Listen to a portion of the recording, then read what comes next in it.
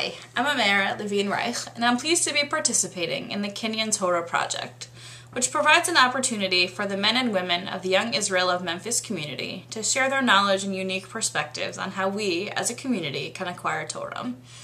By way of background, right now we are in the period known as the Omer, the 7 weeks between the Jewish holidays of Passover and Shavuot. Shavuot is the commemoration of the Jewish people receiving the Torah on Mount Sinai.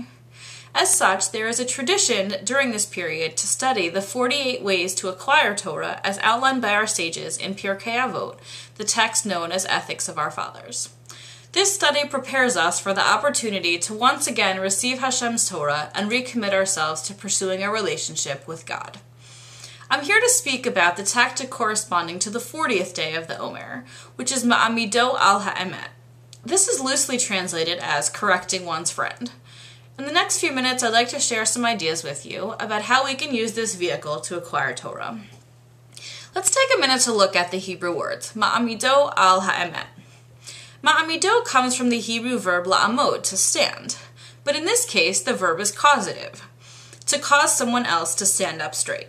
And we know that the word emet means truth. So our directive here is ultimately to set others on the course of truth. We know that truth, emet, is listed as one of the 13 godly traits in the Torah. Hashem, Hashem, Kerachum v'chanun, Erech Apayim v'rav chesed ve'emet.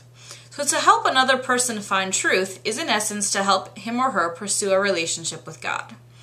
We also learned about truth earlier in Pirkei Avot, in chapter 1, Mishnah 18, where Rabban Shimon ben Gamliel says, the world endures on 3 things, justice, truth, and peace.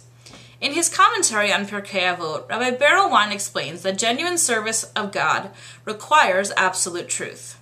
Our prayers and our performance of mitzvot, God's commandments, must be based in sincere devotion if they are to have any true meaning at all. On the other hand, when it comes to our relationships with human beings, absolute truth can sometimes do more harm than good, because we all know that nobody likes to be told that they're wrong. This is why we must remember that truth does not exist in a vacuum in this world. As the Mishnah instructs, it must be combined with both peace and justice.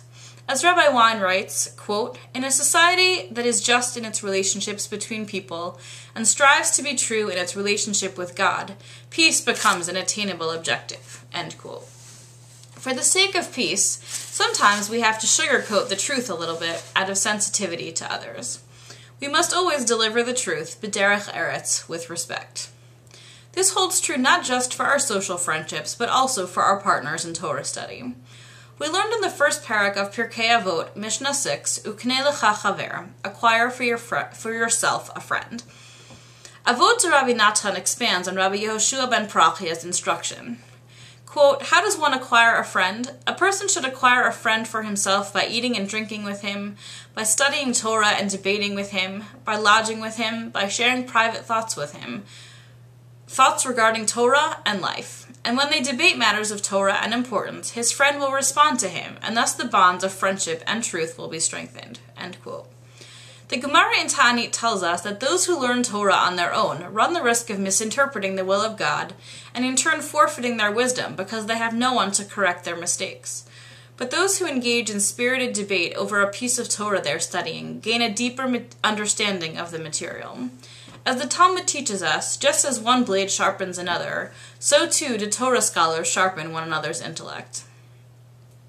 It's easy for us to see how someone who has acquired a lot of knowledge could let his ego get the best of him. But when it comes to Torah, we all must be careful not to fall prey to the human tendency for haughtiness. Our discussions of Torah must always remain l'shem shamayim, with spiritual intent rather than that of self-promotion. We know that the Torah is a living, breathing body of knowledge. The Talmud, the foundation of our Jewish life, is not just a list of rules to be obeyed, but a compilation of dynamic and lively discussions between Torah scholars. The sages of the Talmud no doubt corrected one another during their heated study sessions, and it is incumbent upon all of us to follow in their example. They understood that there are shivim panim la Torah, 70 faces or interpretations to Torah, and that elu ve'elu divrei Elokim chayim, that conflicting statements of Torah can both be the words of the living God, even if only one of them is absolute truth.